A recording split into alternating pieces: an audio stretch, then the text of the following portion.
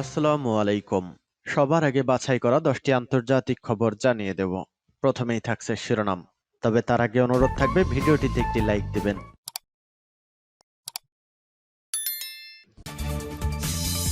পুরোদমে ইসরায়েল ফিলিস্তিন যুদ্ধ চলছে, জানিয়ে দেব আমাদের হাতে থাকা সর্বশেষ গুরুত্বপূর্ণ আপডেট আন্তর্জাতিক সংবাদ। আলহামদুলিল্লাহ, তেল আবিবে মুহুর্মুহু রকেট হামলা হামাসের। হতচকিত হয়ে পড়েছে এবার কট্টরবাদী ইহুদিবাদী বেঞ্জামিন নেতানিয়াহু সরকার। এরপর জানিয়ে দেব 24 ঘন্টায় ইসরায়েলের ট্যাঙ্ক সহ 29 সামরিক যানে আঘাত, বহু সেনা নিহত। আরো জানিয়ে দেব গাজা ছাড়ো নয় মরো। এবং জানিয়ে দিব ফিলিস্তিনিদের গণহত্যা দখলদার ইসরায়েলের পতন ঘটাবে জাতীয় সংসদে প্রেসিডেন্ট রাইসির ঘোষণা। এদিকে ইসরায়েলের হামলায় হিজবুল্লাহ যোদ্ধা নিহত।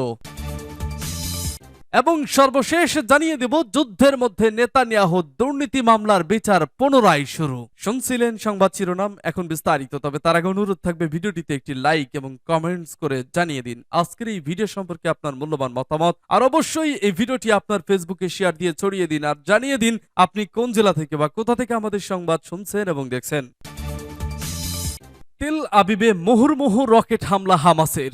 অবরুদ্ধ গাজা উপত্যকার ক্ষমতাসীন গোষ্ঠী হামাস মুহুর্মুহু রকেট হামলা চালিয়েছে ইসরায়েলের তেল আবিব শহরে। ভাইরাল হওয়া ভিডিও ফুটেজে দেখা যায় তেল আবিব ব্যস্ত এক ফুটপাতে রকেটের বড় টুকরো পড়ে আছে। আরেকটি ভিডিওতে তেল আবিবের একটি স্কুলের পাশে পার্কের ধ্বংসাবশেষ দেখা যায়। এ সময় সেখানে ধোঁয়া উঠতেও দেখা যায়। মঙ্গলবারের এই হামলায় তেল আবিবে বেশ কয়েকজন আহত হয়েছে বলে ইসরায়েলের গণমাধ্যমের খবরে জানানো হয়েছে। টাইমস অব ইসরায়েল জানিয়েছে গাজা থেকে তেল আবিবের বিভিন্ন এলাকা লক্ষ্য করে মুহুর্মুহু রকেট নিক্ষেপ করেছে হামাস।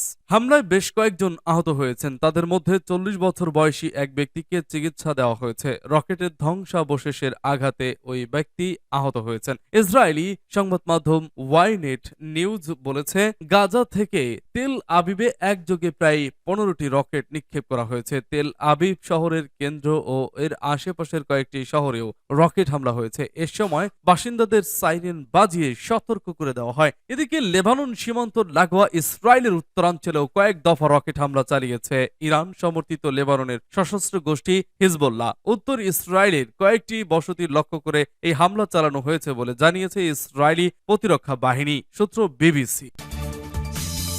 24 ঘন্টায় ইসরায়েলের ট্যাঙ্ক সহ 29 সামরিক যানে আঘাত, বহু সেনা নিহত।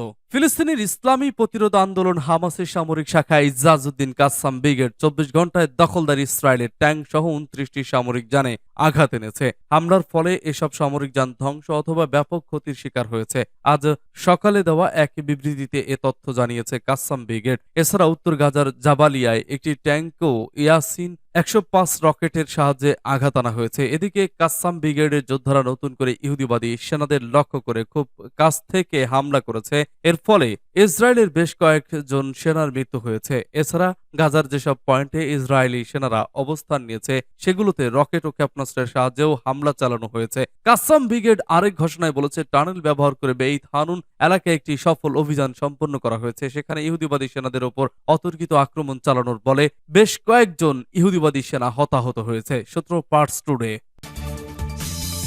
গাজা ছাড়ো নয় মরো। গাজার পুরো ভূখণ্ড জুড়ে ভারী গোলাবর্ষণ আর বিমান হামলা চালাচ্ছে ইসরায়েল। নিজের জীবন রক্ষায় এখন ফিলিস্তিনিদের সামনে পথ মাত্র দুটি, হয় ইসরায়েলি নির্দেশনা অনুযায়ী গাজার কোনো অঞ্চল ছাড়ো নয় মারো, আর নির্দেশনা না মানলে মৃত্যু নিশ্চিত। আক্রমণের আগে ইসরায়েলের তৈরি একটি ম্যাপ মেনে বসবাসরতদের সরে যেতে বলা হচ্ছে। সোমবার সন্ধ্যা থেকে অনবরত দক্ষিণ গাজার খান ইউনুসে চলছে ইসরায়েলি হামলা। অঞ্চলটির পূর্ব দিকের বেশিরভাগ আবাসিক ভবন থেকে শুরু করে সরকারি বিভিন্ন সুবিধা, স্কুল, হাসপাতাল, চিকিৎসা কেন্দ্র ও দোকান সম্পূর্ণরূপে ধ্বংস হয়ে গেছে। ইসরায়েলি ভারী বোমা বর্ষণ চলাকালীনই সোমবার মধ্যরাত ও মঙ্গলবার ভোরের দিকে সাধারণ মানুষকে সরিয়ে দেওয়ার নির্দেশ দেওয়া হয়েছিল। খান ইউনুসের অন্তত 20 এলাকা থেকে মানুষকে সরে যেতে বলেছে তারা। Al Jazeera. জর্জ মেসন ইউনিভার্সিটির বিরোধ নিষ্পত্তি ও শান্তি বিনির্মাণ বিভাগের অধ্যাপক মোহাম্মদ চেরকাউই বলেন, ইসরায়েলের সেনাবাহিনী এখন উত্তর ও দক্ষিণ গাজা উভয় দিকেই আক্রমণ করেছে, আর গাজার ফিলিস্তিনের ইসরায়েল শুধুমাত্র একটির পথ পছন্দ করার সুযোগ দিয়েছে, আর তা হলো হয় গাজা ছাড়ো নয় মারো। তাদের হাতে আর অন্য কোনো বিকল্প নেই। জেরুজালেমের ডিডব্লিউ প্রতিনিধি রেভেকা রিটার্স জানিয়েছেন, গাজার মানুষদের এমন একটা ম্যাপ দেওয়া হচ্ছে যেটা বিভিন্ন বর্গক্ষেত্রে ভাগ করা আছে। প্রতিটি বর্গক্ষেত্রকে নম্বর দিয়ে চিহ্নিত করা হয়েছে। প্রতিদিন ইসরায়েলের সেনারা জানিয়ে দেবে কোন নম্বরের জায়গাগুলোকে তারা টার্গেট করেছে, সেখান থেকে মানুষকে সরে যেতে হবে। তবে মানুষের সত্যি কোথাও যাওয়ার সুযোগ নেই বলে উল্লেখ করেছেন তিনি। বলেছেন তারা লোকানোর জায়গাও বিশেষ পাচ্ছে না। ইন্টারনেটেরও সমস্যা আছে, ফলে নির্দিষ্ট দিনে নিরাপদ জায়গা কোনটা তা জানতেও মানুষের অসুবিধা হচ্ছে। এছাড়া নির্দেশনা মেনেও রেহাই পাচ্ছে না গাজাবাসী। ইসরায়েলি নির্দেশনা মেনে খান ইউনুস থেকে পালানোর সময় এই অঞ্চলের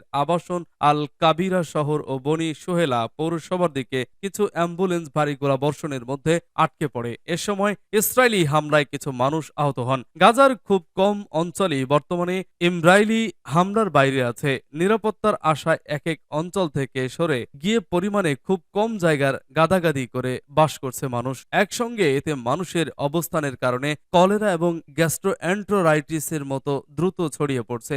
রামাল্লা ভিত্তিক আইন বিশেষজ্ঞ অক্সফামের অধিকার প্রচারক বশরা খালিদি সতর্ক করেছেন, ইসরায়েলি চাপে ফিলিস্তিনিদের গাজায় দক্ষিণে একটি ছোট অঞ্চলে স্থানান্তরিত করার কারণে তাদের কাছে সাহায্য সরবরাহ করা কঠিন হয়ে পড়েছে। বাড়ছে বিভিন্ন রোগের ঝুঁকি। 12.14 বর্গফুটের লন্ডনের হিথ্রো বিমানবন্দরের মতো আকারের একটি এলাকায় 18 লাখ মানুষ থাকছে বলে জানান তিনি। জাতীয় সংসদে প্রেসিডেন্ট রাইসি ফিলিস্তিনিদের গণহত্যা দখলদার ইসরায়েলের পতন ঘটাবে। ইসলামী প্রজাতন্ত্র ইরানের প্রেসিডেন্ট সাইদ ইব্রাহিম রাইসি বলেছেন, ইহুদিবাদী ইসরায়েলের সেনারা নিরীহ ফিলিস্তিনি নারী ও শিশুদের হত্যার ফলে দখলদার রেজিমের অবসান ঘটবে। প্রেসিডেন্ট রাইসি আজ ইরানের জাতীয় সংসদে এই মন্তব্য করেছেন। গত 2 মাসে গাজা উপত্যকায় ইসরায়েলি দখলদার বাহিনীর নৃশংস আগ্রাসনে প্রায় 16,000 ফিলিস্তিনি শহীদ হয়েছেন, যার মধ্যে শতকরা 70% নারী ও শিশু।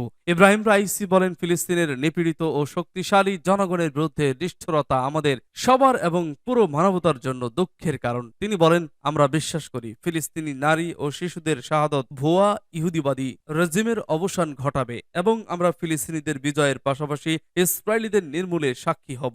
ইরানের প্রধান নির্বাহী ফিলিস্তিনি জনগণের ওপর ইসরায়েলি গণহত্যার জন্য স্বঘোষিত মানবাধিকারের প্রবক্তা মার্কিন সরকার এবং পশ্চিমা দেশগুলোর সমর্থনে ক্ষোভ প্রকাশ করেন। তিনি বলেন, এটা আরো দুর্ভাগ্যজনক যে আন্তর্জাতিক সংস্থা ও প্রতিষ্ঠান যারা নিপীড়িতদের রক্ষার দায়িত্বে রয়েছে তারা বৈশ্বিক বলধর্পী মার্কিন সরকারের শক্তির সামনে তাদের দক্ষতা হারিয়ে ফেলেছে। তবে আমরা হতাশ নই, আমরা বিশ্বাস করি মানবাধিকার ও ন্যায় বিচারের বাস্তবায়ন এবং একটি নতুন বিশ্ব ব্যবস্থার জন্য জাতিগুলো আজ ঘুরে দাঁড়িয়েছে। সূত্র পার্টস টুডে। ইসরায়েলের হামলায় হিজবুল্লাহ যোদ্ধা নিহত। লেবাননের দক্ষিণ সীমান্তে ইসরায়েলি হামলায় এক হিজবুল্লাহ যোদ্ধা নিহত হয়েছে। মঙ্গলবার কাতার ভিত্তিক গণমাধ্যম আল জাজিরার এক প্রতিবেদনে এই তথ্য জানানো হয়েছে। প্রতিবেদনে বলা হয়েছে, লেবাননের দক্ষিণ সীমান্তে ইসরায়েলি সেনার গুলিতে এক হিজবুল্লাহ যোদ্ধা নিহত হয়েছে। এর আগে ইসরায়েলের আদায়েস এলাকায় হামলা করে হিজবুল্লাহ, এতে এক ইসরায়েলি সেনা নিহত, 3 জন আহত। ওই হামলার প্রতিক্রিয়া ইসরায়েলি এই হামলা চালিয়েছে বলে জানিয়েছে। এর আগে ইসরায়েলি সামরিক বাহিনী জানিয়েছে তারা লেবাননে হিজবুল্লাহর লক্ষ্যবস্তুতে হামলা করেছিল, তবে এই দুটি ঘটনা এক কিনা এখনো স্পষ্ট নয়। এদিকে গাজায় ইসরায়েলি সৈন্যদের মধ্যে ছড়িয়ে পড়ছে ডায়রিয়া সহ নানা রোগ। সম্প্রতি হিব্রু সংবাদপত্র ইয়েদিউথ আহরণথের প্রতিবেদনে এই তথ্য জানানো হয়েছে। প্রতিবেদনে বলা হয়েছে, ইসরায়েলি বাহিনী ব্যাপকভাবে একটি অন্তরোগে আক্রান্ত। তাদের উপর পরীক্ষা চালিয়ে দেখা গেছে সবার মাঝে আমাশয় উৎপাদক শিগেলা ব্যাকটেরিয়া রয়েছে। এতে সৈন্যরা দিন দিন অসুস্থ হয়ে পড়ছে, বেড়ে যাচ্ছে তাদের শরীরের তাপমাত্রা, ফলে উদ্বেগ দেখা দিয়েছে সৈন্যদের মধ্যে। প্রতিবেদনে আরো বলা হয়েছে, এই ব্যাধি হামাস যোদ্ধাদের মধ্যেও সংক্রমণ হতে শুরু করেছে। এতে পরিস্থিতি আরো গুরুতর হয়ে উঠেছে। এক স্বাস্থ্যসেবা বিশেষজ্ঞের উদ্ধৃতিতে বলা হয়েছে, এই ব্যাকটেরিয়াটি আক্রান্ত ব্যক্তির মাধ্যমে সহজেই অন্যদের মাঝে ছড়িয়ে পড়ে। এছাড়া খাবারের মাধ্যমেও এর সংক্রমণ ঘটে। তবে সৈন্যদের সেবায় থাকা কর্মীরা এজন্য আইডিএফ প্রেরিত খাদ্যকে দায়ী করেছে। তারা অভিযোগ করেছে, গাজায় প্রেরিত খাদ্যের গুণগত মান পরীক্ষা না করেই পাঠানো হয়, তাই সৈন্যদের মাঝে এই ব্যাকটেরিয়া ছড়িয়ে পড়েছে। সৈন্যদের মধ্যে রোগের প্রাদুর্ভাব স্বীকার করেছেন সামরিক বাহিনীর এক মুখপাত্র। তিনি এর জন্য গাজায় প্রেরিত খাদ্যকে দায়ী করেন। অপরদিকে ইসরায়েলের দক্ষিণাঞ্চলের শহর আশকেলনে রকেট হামলা করেছে হামাস। এই ঘটনায় কয়েকজন আহত হয়েছে। মঙ্গলবার কাতার ভিত্তিক গণমাধ্যম আল জাজিরার এক প্রতিবেদনে এ তথ্য জানানো হয়েছে। যুদ্ধের মধ্যে নেতানিয়াহুর দুর্নীতির মামলার বিচার পুনরায় শুরু। ফিলিস্তিনের অবরুদ্ধ গাজা উপত্যকায় যুদ্ধের মধ্যে প্রায় 2 মাস স্থগিত থাকার পর ইসরায়েলের প্রধানমন্ত্রী বেনিয়ামিন নেতানিয়াহুর বিরুদ্ধে দায়ের করা দুর্নীতি মামলার বিচার কাজ পুনরায় শুরু হয়েছে। গতকাল সোমবার জেরুজালেমের একটি আদালতে এই মামলার বিচার কাজ শুরু হয়েছে। খবর নিউ ইয়র্ক টাইমসের। গত অক্টোবরের শুরুতে অবরুদ্ধ গাজা থেকে ইসরায়েলের ফিলিস্তিনি স্বাধীনতাকামী সংগঠন হামাসের নজিরবিহীন হামলার জেরে ইসরায়েলি আদালতে জরুরি নয় এমন মামলার শুনানি স্থগিত করেন দেশটির বিচার বিষয়ক মন্ত্রী ইয়ারিভ লেভিন। তবে তিনি বলেছেন স্থগিতাদেশের মেয়াদ শেষ হয়ে গেছে, তাই আদালতের অধিকাংশ স্বাভাবিক কার্যক্রম আবার শুরু হতে পারে। এরপরই গতকাল সোমবার নেতানিয়াহু দুর্নীতির মামলার বিচার কাজ শুরু হলো। তবে ইসরায়েলি সংবাদ মাধ্যমের তথ্য অনুযায়ী সোমবারের শুনানিতে অংশ নেননি ইসরায়েলি প্রধানমন্ত্রী। আগামী বসন্তে তিনি সশরীরে আদালতে সাক্ষ্য দিতে পারেন। 2019 সালে নেতানিয়াহুর বিরুদ্ধে জালিয়াতি, ঘুষ ও বিশ্বাসভঙ্গের অভিযোগে 3টি মামলা দায়ের করা হয়। এসব মামলা কেস 1000, কেস 2000 ও কেস 4000 নামে পরিচিত। কেস 1000 এ নেতানিয়াহু ও তার স্ত্রী সারার বিরুদ্ধে রাজনৈতিক সুবিধা দেওয়ার বিনিময়ে প্রখ্যাত হলিউড প্রযোজক অর্নন মিলচান ও অস্ট্রেলিয়ান ধনকুবের ব্যবসায়ী জেমস প্যাকারের কাছ থেকে শ্যাম্পেন ও সিগারেট সহ দামি উপহার নেওয়ার অভিযোগ করা হয়েছে।